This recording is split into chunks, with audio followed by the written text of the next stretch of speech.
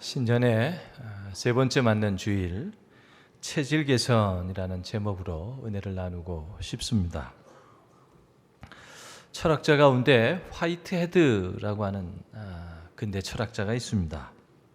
그가 인간의 종교성이라고 하는 것이 어디에서부터 출발하는가라고 하는 질문을 던지며 인간의 종교성은 인간의 고독함에서 출발한다, 이런 정의를 내렸습니다. 사람들이 세상을 살아가면서 여러 가지 난제들과 어려움들을 직면하게 되지요. 그 문제들을 풀어가려고 이 모양 저 모양으로 애를 쓰다가 그 애쓰는 과정 속에서 인간은 외롭게 된다라고 하는 것입니다. 그러면 그 외로움을 이제 인간들은 직면하게 되면 그 외로움 속에서 하나님의 현재, 하나님의 현존을 깨닫게 되어진다라고 하는 것이지요. 그런데 이런 화이트헤드의 주장과 별개로 오늘 우리가 살고 있는 이 세상은 똑같이 외로움의 상황까지는 직면하게 되는데, 이 외로움의 상황에 직면하게 되면 오늘 현대인들은 이 외로움 속에서 종교적 성향이 드러나고 하나님을 찾거나 아니면 다른 종교들을 찾는 것이 아니라 대부분의 사람들은 운동을 하거나 취미 생활을 하거나 자아 실현을 통하여 인간의 외로움을 해소하려고 한다라는 것이지요.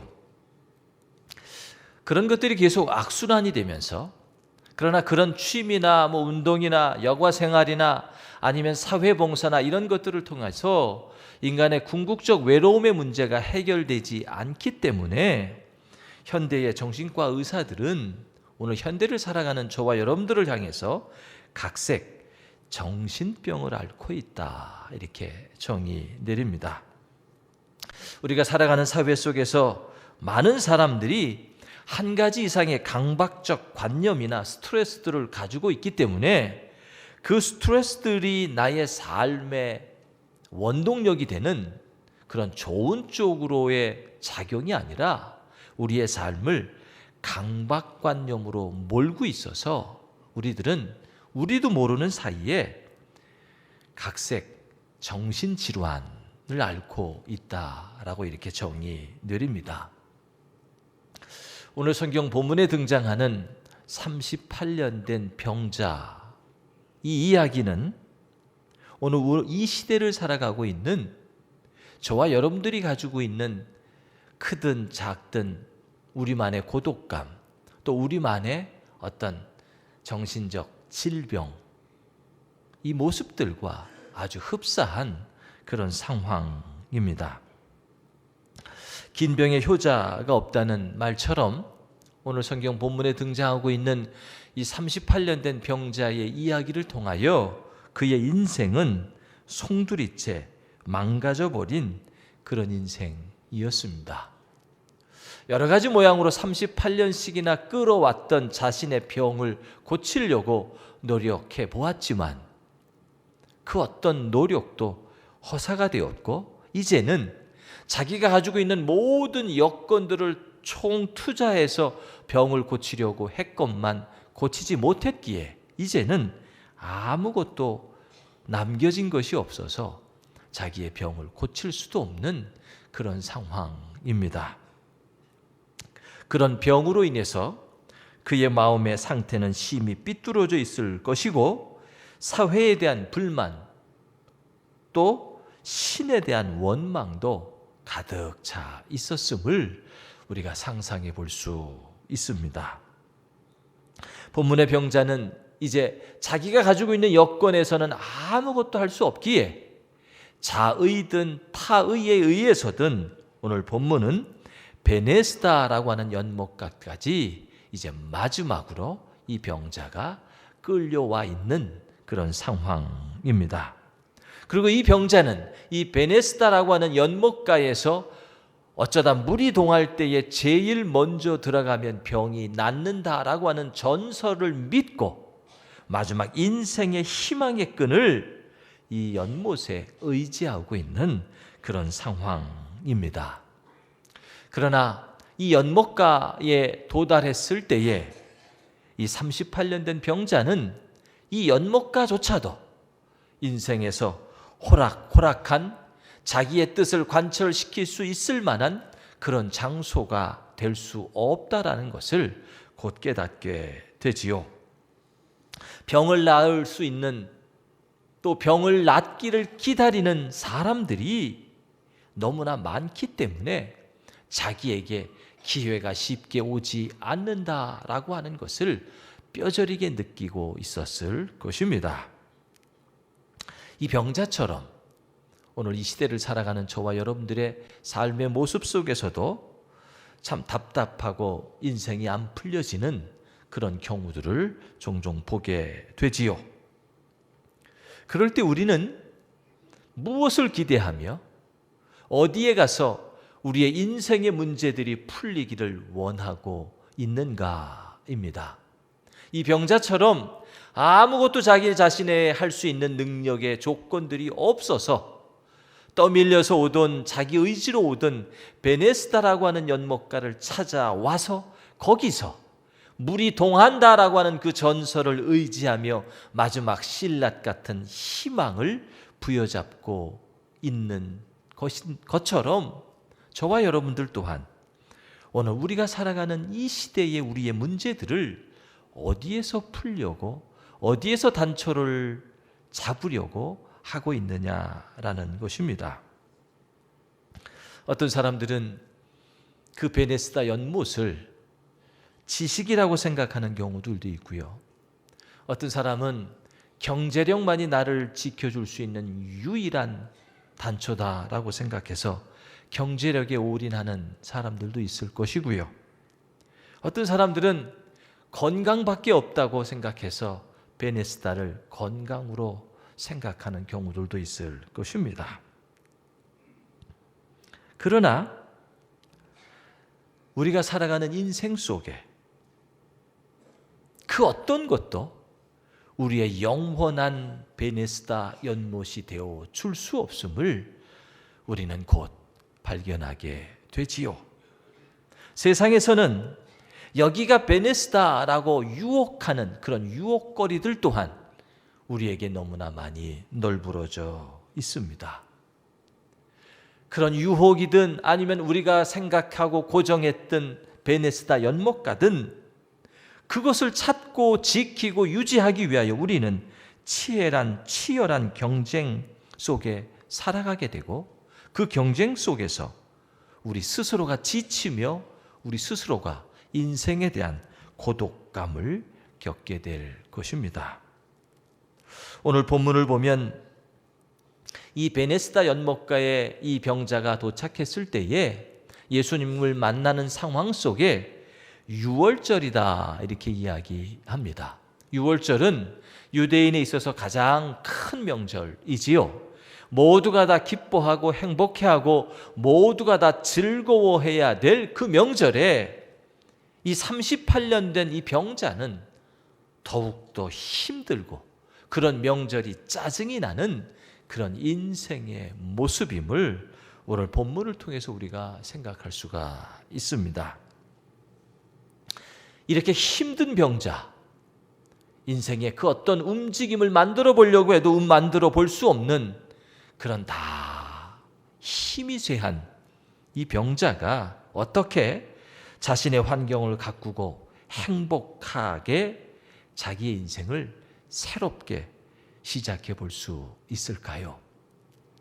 오늘 본문 속에서 이 병자와 예수님과의 대화를 잘 들여다보면 병자가 살아왔던 삶의 태도를 엿볼 수 있는데 그 병자의 삶의 태도 가운데 고질병과 같은 병자의 생각들을 우리가 한번 따라가 볼 수가 있습니다. 그 첫 번째가 예수님이 낫고자 하느냐 하는 질문을 던질 때에 이 병자는 병을 나을 수 있는 그 방법이 오직 웅덩이라고 하는 이 작은 연못에 집착하고 있음을 오늘 우리가 본문을 통해서 볼 수가 있습니다. 예수님이 병 낫기를 원하느냐라고 질문을 던진다면 우리 같으면 낫고 싶습니다. 고쳐주십시오. 라고 대답할 수 있을 텐데 이 병자는 살아온 인생 속에서 오직 병을 나을 수 있는 방법이 있다면 그것은 나에게 병 낫기를 원하는 질문자의 존재를 파악하고 그 질문자의 능력을 믿기보다는 그가 집착하고 있는 이 연못, 이 웅덩이만 바라보고 있기 때문에 병을 낫고자 하느냐라고 하는 질문 앞에서도 웅덩이가 동할 때에 나를 넣어줄 사람이 없어서 내가 못 낫고 있습니다 라고 도리어 예수님에게 질문을 던지고 있는 그런 상황입니다. 3절에 보면 그 안에 이 웅덩이 주변에 모여져 있는 병자들의 병명을 가진 모습들이 나타납니다. 소경 맹인도 있고 다리 저는 자도 있고 혈기 마른 자들도 있다 이렇게 기록하고 있지요. 이 병자들의 병명을 보면 모두가 다 자기의 능력과 힘으로는 움직일 수 없는 그 누군가의 도움에 의해서만 움직일 수 있는 그런 사람들의 병명들이지요. 그런데 오늘 이 38년 된 병자는 자기의 힘으로는 움직일 수 없는 그런 병을 가지고 있음에도 불구하고 자기의 병이 나으려면 누군가가 자기를 도와주어야 자기의 병이 나을 수 있다라고 이렇게 말하고 있습니다. 즉 신세 타령만 하고 있는 것이지요. 우리가 살아가는 인생 속에서 연못에 들어가기만 하면 내 인생은 이제 잘 된다. 나에게 일어난 이 문제만 해결이 되면 내 인생은 정말 이제는 완전히 고속도로가 될 수 있다라고 생각하는 그런 추상적 목표들이 우리들에게 아직도 가지고 있지는 않은가입니다. 로또라고 생각하는 우리의 인생의 어떤 그런 희망의 끈들, 이런 것들을 막연하게 우리들이 기대하며 쫓고 있지는 않은가이지요. 그것이 결혼이든 그것이 취직이든 그것이 공부든 그것이 신앙생활이든 우리의 만병통치의 웅덩이로 자리 잡고 있는 그것이 오늘 본문의 병자를 통하여 병자의 삶의 태도를 수동적으로 끌고 가고 있다라는 것입니다. 이 세상에 나를 만병통치의 웅덩이로 거저 넣어줄 도움의 손은 존재하지 않지요. 3절에 물이 동한다라고 하는 이 말의 의미는 아주 제한된 시간을 말하는 것이며 이것은 실현 가능하지 않은 것을 복선으로 깔고 있는 표현이다. 이렇게 주석은 설명합니다. 즉 물이 동할 때에 사람이 물 속에 제일 먼저 들어가면 병이 낫는다라고 하는 이 전설은 실현 가능하지 않은 그런 복선을 깔고 있는 대화다라고 하는 것이지요. 더 나아가서 이 베네스다라고 하는 이 연못의 그 뜻, 이름의 뜻은 은혜, 친절의 집이라는 뜻입니다. 그런데 지금 이 베네스다 연못가는 은혜, 친절의 집이 걸맞는 그런 이름이 아니고 오직 경쟁만이 치열한 그런 지금 연못가의 분위기이지요. 하나님 없는 인간의 방법들, 인간의 의지들, 인간의 노력 등이 자기 인생에 있어서 얼마나 한계를 가지고 있는지를 오늘 이 38년 된 병자 이야기를 통하여 예수님은 우리들에게 말씀해 주고 있습니다. 연못 주위에서 물이 동할 때에 한 명만 나올 수 있다라고 하는 이야기, 그리고 과학적 증명도 없이 막연한 전설 속에 사로잡혔어도 많은 사람들이 물가에서 맴돌며 물이 동할 때에 그 연못에 뛰어들려고 하는 이 광경은 오늘 이 시대를 살아가는 사람들에게 치열한 삶의 구조 속에서 살아남기 위하여 살아가지만 서로 결국에 가서는 물고 물리는 그런 악순환에 반복되고 있음을 이 베네스다 연못가가 우리에게 교훈해 주고 있습니다. 우리의 인생을 되돌아보면 평상시에는 다 좋은 관계들이지요. 그러나 나와의 이해관계가 얽히고 틀어지게 되면 그때는 그 좋은 관계였던 상대라 할지라도 원수가 되는 게 오늘 우리가 사는 이 사회의 단면이지요. 가족 간에도 또 직장의 동료 간에도 심지어 교회 안에서의 교우들 관계에서도 마음에 안 들면 헤어지고 그거보다 심하면 떠나버리는 그런 악순환이 우리의 삶에 반복되어지고 있습니다. 이런 38년 된 병자가 해결할 수 없었던 질병처럼 우리의 인생의 문제 또한 우리 스스로가 해결할 수 없을 때에 오늘 본문에서 예수님은 이 병자에게 병을 낫는 방법으로 아주 역설적인 제안을 합니다. 본문 8절입니다. 예수께서 이르시되 일어나 내 자리를 들고 걸어가라.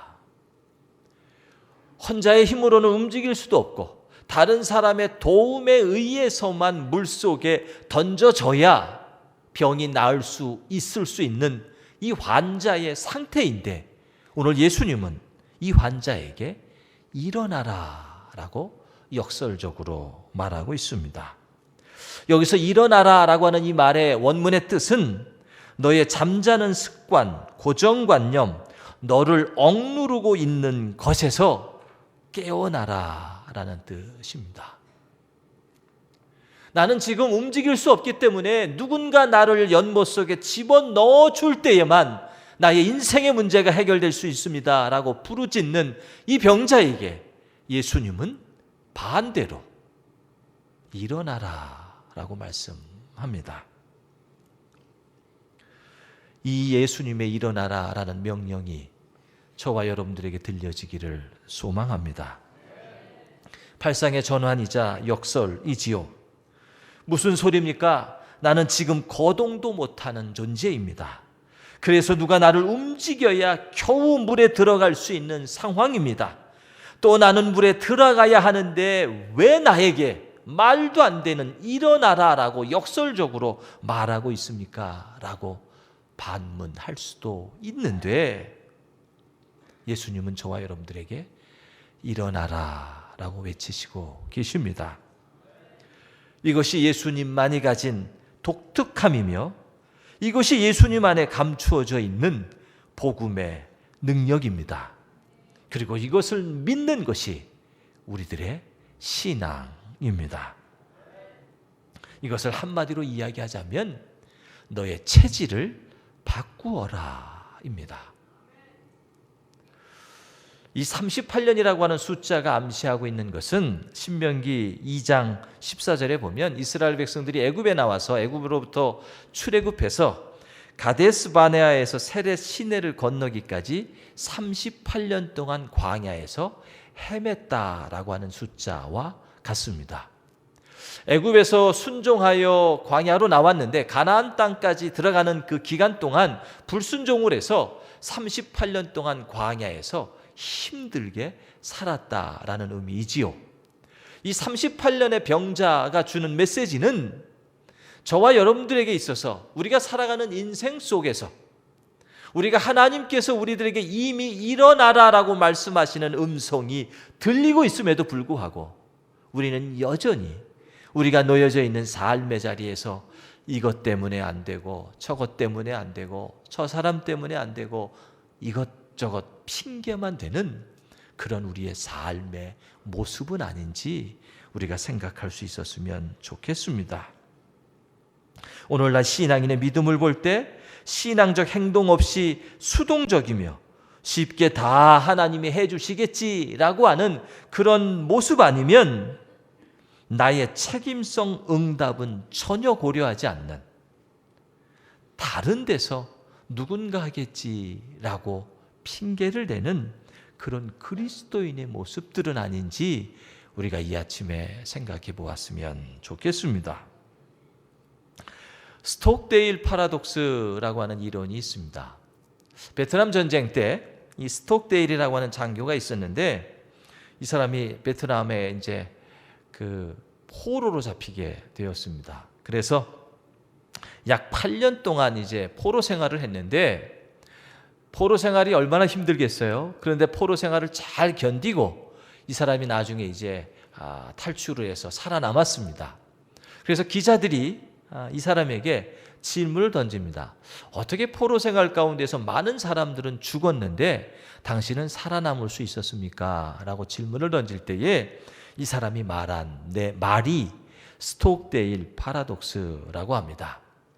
많은 사람들은 미국이라는 나라가 워낙 강국이었기 때문에, 강한 나라였기 때문에 지금 자기들이 포로에 잡혀 있었어도 아마 부활절이 되면 풀려날 수 있을 거야 라고 하는 희망을 가졌다라고 합니다. 그리고 부활절에 풀려나지 못하면 그러면 추수감사절에는 풀려날 수 있을 거야 라는 희망을 가졌다는 거지요. 그리고 추수감사절에 풀려나지 못하면 그러면 성탄절에는 풀려날 수 있겠지라고 하는 희망의 끈을 놓치지 않았다라는 것입니다. 그런데 그 막연한 희망의 끈, 그 추상적인 희망의 끈이 1년, 2년의 해가 지나면서 절망으로 자리하게 되고 결국 그들은 모두가 다 죽게 되었다라는 것입니다. 그런데 이 스톡데일은 자기가 장교로 좋은 조건을 누리고 있었던 삶의 자리에서 이제는 포로의 현실을 직시하고 막연한 희망의 끈을 가지고 버텨내는 것이 아니라 하루하루를 삶의 자리에서 살아내기 위하여 몸부림치는 삶을 연속해서 견뎌내다 보니까 그에게 8년이란 시간을 견딜 수 있었고 결국에서는 해방을 맞을 수 있게 되었다라는 것이었습니다. 스톡데일 파라독스, 우리들의 삶의 자리에서 저와 여러분들에게도 2020년 이 새해에 필요한 줄로 믿습니다. 좀 더 삶의 자리에서 구체적으로 내 삶의 현실들을 직시하면서 우리의 체질들을 바꾸어 나가실 수 있기를 축복합니다. 두 번째, 예수님과 이 38년 된 병자와의 대화 속에서 생각의 차이는 내 자리를 들고 가라라고 하는 단어입니다. 여기서 자리를 들고라고 하는 이 들고의 단어의 의미는 너가 안주하고 너가 마지막 보루라고 생각하고 있는 너가 가장 귀하게 생각하는 안식처와 같은 것, 이 병자에게는 침대가 되겠지요. 그리고 더 나아가서 이 병자에게는 물에 빠질 때에 조금 더 다른 사람보다 빨리 물속으로 빠질 수 있는 물과 가장 가까운 자리. 한 사람씩 물에 빠져서 살았다면 일렬로 줄 섰다가 쭉 기다리면서 이제 차츰차츰 앞으로 다가가서 조금씩 좋은 자리를 확보하는 그 자리, 그 침대를 들고 가라입니다. 여기서 들고라고 하는 이 헬라적 원어는 제거하라라는 뜻입니다.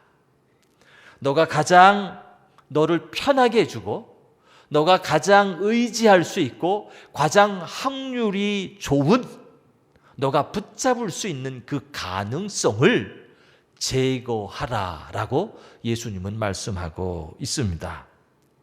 사람들은 대부분 내가 가지고 있는 마지막 문제의 단초에서 우리의 문제를 해결하려고 노력하지요.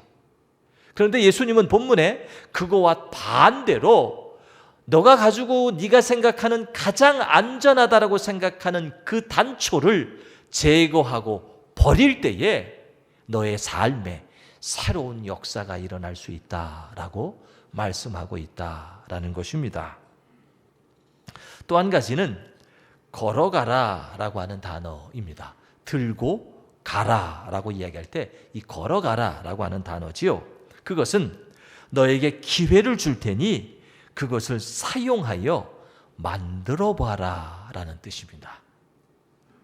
너가 가장 안전한 유용한 것이라고 생각하고 있는 그 침대를 버리고 뭔지 모르지만 말씀을 의지하여 걸어갈 때 그 걸어감 속에서 예수님이 동행하시고 그 믿음으로 말미암아 이 병자의 병이 낫는 줄로 믿습니다.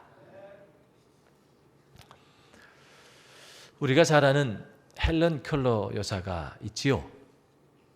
우리가 잘 아시는 것처럼 귀도 안 들리고 말도 못하고 또 안 보이는, 보이지도 않는 그런 삼중교를 겪었던 여인이었습니다.